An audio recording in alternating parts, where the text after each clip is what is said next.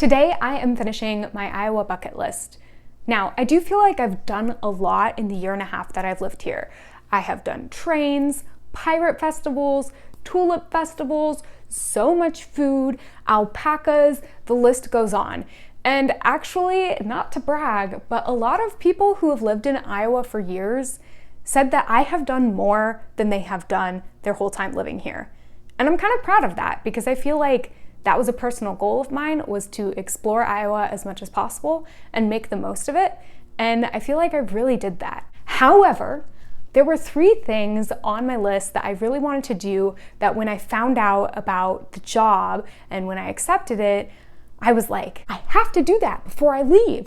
And thankfully, even though I wasn't always in the mood to go and do these things, I was like, you're gonna do it, Christina, you have to do it. And I'm so glad I did. It was so great. So here are the final 3 things that were on my Iowa bucket list. Hope you enjoy. First up is the Shrine of the Grotto of the Redemption.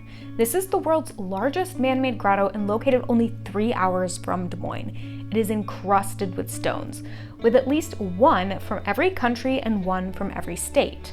A lot of these rocks were taken from protected areas before they were protected. Others were given as gifts, and over 100 train carloads of rocks were purchased. The grotto contains the largest collection of precious stones and gems found anywhere in one location. I almost skipped going, but this was so worth it and very impressive. Next up is the Salisbury House, located in Des Moines.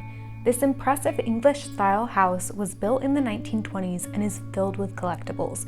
It took me about 1 hour to do a self-guided tour, and it really did feel like I had been transported to England. Lastly, I headed to Mainframe Studios in downtown Des Moines. This space holds several individual artist studios. It was fun to stroll around the studios and talk to a couple artists. I was disappointed I didn't find anything to buy, but it was still a nice activity.